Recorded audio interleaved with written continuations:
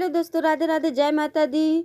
तो 1 अक्टूबर को कन्याओं को भूल कर मत खिलाना ये चीज़ें, वरना माता रानी हो जाएंगी नाराज, आपका घर हो जाएगा कंगाल। कुछ लोग नवरात्रि के अष्टमी और नवमी के दिन कन्या पूजन करते हैं, तो कुछ खास गलतियां ऐसी होती हैं जिनको वे कर देते हैं, जिसकी वजह से माता रानी आपके पूरे घर को कंगाल बना देती हैं। जैसे कि आप सभी को पता है कि इस बार सर्दी नवरात्रि का पावन पर्व चल रहा है, और ऐसे में सर्दी नवरात्रि 9 नहीं बल्कि पूरे 10 दिन की रहने वाली है। तो इस बार नवरात्रि में कन्या पूजन को लेकर काफ़ी ज़्यादा कंफ्यूज बना हुआ है, क्योंकि कुछ लोग अष्टमी के दिन, कुछ लोग नवमी के दिन कन्या पूजन करते हैं। ऐसे में कन्या पूजन आपको कब करना है, और भूल कर कन्याओं को ऐसी वस्तु मत दे देना, वरना माता रानी शेरा वाली नाराज़ होकर चली जाएंगी। जी हाँ दोस्तों, और माता लक्ष्मी भी आपके घर से नाराज़ होकर चली जाएंगी, आपके ऊपर कृपा करेंगे, धन का भंडार भरे,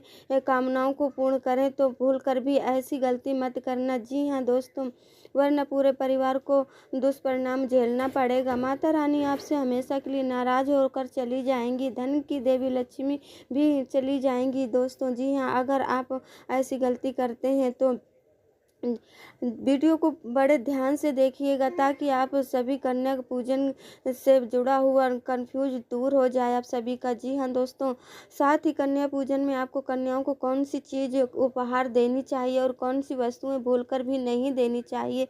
कन्या पूजन के बाद अखंड ज्योति की ज्योति होती है, उसका क्या करना चाहिए, वही कलश के नीचे रखे हुए चावल का क्या करना चाहिए, नारियल का क्या करना चाहिए, संपूर्ण जानकारी आज हम आपको बताने वाले हैं इस वीडियो के माध्यम से। जी हाँ दोस्तों, तो बने रहिएगा, पूरा वीडियो देखिएगा।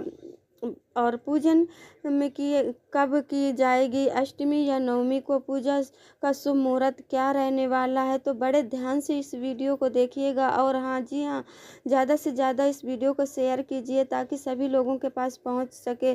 पंचांग और ज्योतिष गणना के आधार पर ही हम महाअष्टमी और नवमी की पूजा के महत्व के बारे में बताएंगे, शुभ मुहूर्त के बारे में भी बताने वाले हैं। जी हाँ दोस्तों, साथ ही कन्याओं से जुड़ी कुछ खास उपाय, पूजा पाठ के बारे में भी बताएंगे। जी हाँ दोस्तों, और ऐसी गलतियों के बारे में भी बताएंगे जिनको करने से आपको बचना चाहिए। जी हाँ दोस्तों, माता रानी के क्रोध का सामना न करना पड़े। जी हाँ दोस्तों, माता रानी का आशीर्वाद आपको भरपूर मिले। जी हाँ दोस्तों, तो दोस्तों अष्टमी नवमी के दिन कुछ लोग जो अपने घर के रीति रिवाज के हिसाब से कन्या पूजन करते हैं, कन्या पूजन में सबसे ज़्यादा महत्वपूर्ण रहता है, वो रहता है शुभ मुहूर्त का रहना। जी हाँ, अगर आपको जानकारी अधूरी प्राप्त होती है और आप गलती से उस जानकारी के हिसाब से कन्या पूजन करते हैं, तो इसका परिणाम पूरे घर को झेलना पड़ता है। जी हाँ दोस्तों, इसलिए हम आपकी जानकारी पूरी दे रहे हैं। जी हाँ दोस्तों, तो वीडियो को बड़ी ही मेहनत से बना के लाते हैं, तो आप लोग देखिएगा।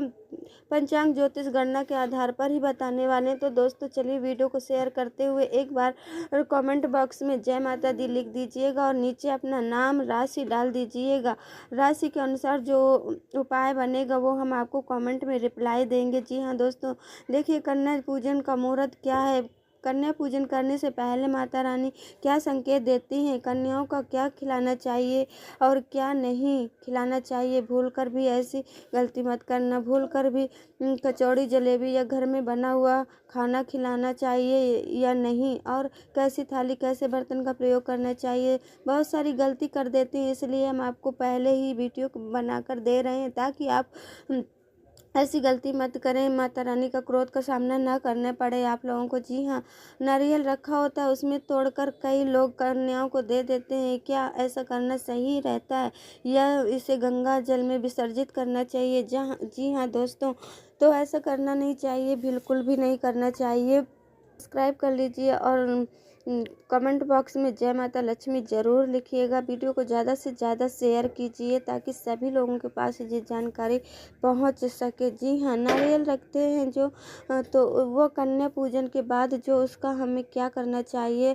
नवरात्र के अंतिम दिन ऐसी कौन सी गलती है जिनको भूल कर नहीं करना चाहिए। गलती से भी कन्याओं को ऐसा खाना खिलाने से पूरा घर बर्बाद हो जाएगा। जी हाँ, इस बार नवरात्रि 9 नहीं पूरे 10 दिन की है। हैं। जी हाँ, शुभ फल लेकर आई हैं। 9 दिन की सारी मेहनत, पूजा पाठ इस नवरात्रि के महत्व को पूरा फल व्यर्थ चला जाएगा अगर आपने ऐसी गलती कर दी तो।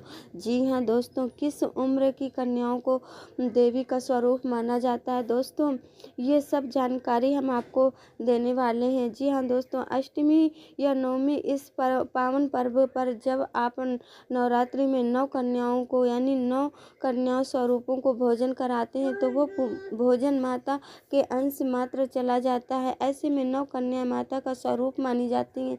जी हाँ दोस्तों, कन्या पूजन करने के समय पाप, कष्ट, पीड़ा, पित्त दोष, राहु दोष, मंगल दोष सब दूर होते हैं। जी हाँ दोस्तों, यहाँ तक कि घर की कंगाली दूर हो जाती है। जिनको संतान की प्राप्ति नहीं होती है वे सच्चे हृदय से दोनों दंपति अपने हाथों से कन्याओं का पूजन करें और कन्याओं का उपहार स्वरूप कुछ भेंट करें। जी हाँ, और करते हैं तो उनकी सारी मनोकामनाएं पूर्ण हो जाती हैं। जी हाँ दोस्तों, आने वाले तो कन्या पूजन के बारे में सोच रहे हैं तो ध्यान से सुनिए। सबसे पहले जब आप अपने घर में कन्याओं को बुलाएंगे तो उनके चरण धोएंगे। दोनों ही दंपत एक साथ मिलकर कन्याओं के चरण धोते हैं। माता रानी प्रसन्न होती हैं। इसके बाद साफ स्थान पर उनको बैठा दीजिए और कन्याओं के माथे पर तिलक लगाकर उनके हाथों में कलेवा बांध दीजिए। उन्हें हलवा पूरी खिलाना। उसके बाद में जो भी बन सके आप सामर्थ्य अनुसार अपने हिसाब से दक्षिणा या गिफ्ट उनके हाथ में देना। जी हाँ, आशीर्वाद प्राप्त होगा, परंतु ये शर्त है कि किसी भी कन्या को पैसे मत देना। जो भी उनकी ज़रूरतें की चीज़ें हैं वही उनको लाकर उपहार के रूप में देना। जी हाँ, और अगर माता रानी की चुनरी भेंट करेंगे तो इससे माता रानी बहुत ज़्यादा प्रसन्न होती हैं। जी हाँ दोस्तों, तो जी हाँ जानते हैं महत्वपूर्ण उपाय। दोस्तों आप सभी को बता दें कि इस बार 9 दिन न होकर पूरे 10 दिन नवरात्रि प्राप्त हो रही है। ऐसे में कन्या पूजन के लिए अष्टमी और नवमी तिथि को लेकर जो असमंजस बना हुआ है वो हम आपको बताने वाले हैं। जी हाँ, दूर करने वाले। देखिए ध्यान से सुनिएगा, कॉपी पेन लेकर नोट कर लीजिएगा और वीडियो को ज़्यादा से ज़्यादा शेयर कीजिएगा। इस बार 22 सितंबर से शुरू होकर सर्दी इस नवरात्रि 2 अक्टूबर दशमी तिथि के साथ संपन्न होगी। इन 9 दिनों में माँ दुर्गा के 9 रूपों का विधि विधान से पूजा की जाएगी। कन्या पूजन का समय कर सुबह 6:13 तक रहेगा। तो दूसरा मुहूर्त है आपको बता दें 10:41 से दोपहर 12:11 तक रहेगा। जी हाँ दोस्तों, और अभिजीत मुहूर्त 11:47 से दोपहर 12:35 तक रहेगा। जी हाँ दोस्तों, वही सुनिए दोस्तों, नवमी के दिन कन्या पूजन करने वाले लोग महानवमी पर कन्या पूजन का शुभ मुहूर्त व सुबह 4:37 से सुबह 5:26 तक रहेगा और सुबह 5 से सुबह 6:14 तक रहेगा। प्रातः संध्या का समय रहेगा 8 से 2 अक्टूबर को सुबह 6:15 तक रहने वाला है। सर्दी नवरात्र पर कन्याओं के पैर धोकर साफ थाली और साफ जल और साफ कपड़ा तौलिया से आप सभी को जो भी हैं कन्या उनके पैर धोने हैं। आपको कन्याओं के पैरों में मावर यानी आलता, कुमकुम, सिंदूर, अक्षत, बैठने के लिए आसन, पूजा थाली, घी, दीपक, गाय का गोबर का कंडा यानी उबला फूल, फूलों की माला, लाल चुनरी, भोजन में खीर, पूरी, चना उपहार के स्वरूप में भेंट, इन चीज़ों को आपका इंतजाम करके पहले से ही रखना है। जी हाँ दोस्तों, कन्या पूजन करते समय आपको बोलना है रे देवी सर्वभूतेश कन्या रूपेण संस्थिता नमो तस्यै नमो तस्यै नमो तस्यै नमो नमः। ओम दुर्गम दुर्गाय नमः। ओम श्री कुमार नमः। ओम श्री त्रिगुणात्मक नमः। इस तरह से आपको जो मंत्र का जप करना है दोस्तों। आने वाले उपायों को जानेंगे। जी, शास्त्रों के अनुसार नवरात्र के दिन माता रानी की पूजा करने का कन्या पूजन करने से 3 देवी माँ काली, सरस्वती, महालक्ष्मी आपके पूरे परिवार में व्रतधारी को अभय वरदान प्राप्त करती हैं। जी दोस्तों, माता श्रीधर की तरह सच्चे हृदय और कोमल भक्त के जो व्यक्ति माता की पूजा करते हैं उसी के सभी कष्टों का निवारण माँ शीघ्र ही करती हैं। माँ शेरावाली की पूजा करने से, उपासना करने से विभिन्न प्रकार के विकास होते हैं, कष्ट, दरिद्रता, दुख नष्ट होते हैं। नवरात्र में माता रानी का व्रत और पूजन किया जाता है, लेकिन नवरात्र के दौरान सबसे ज़्यादा महत्व होता है कन्या पूजन का। यदि आपके पाप कर्म इतना ज़्यादा है कि आप जो कन्याओं का चरण धोते हैं तो वो दूर हो जाते हैं आपके सारे पाप का।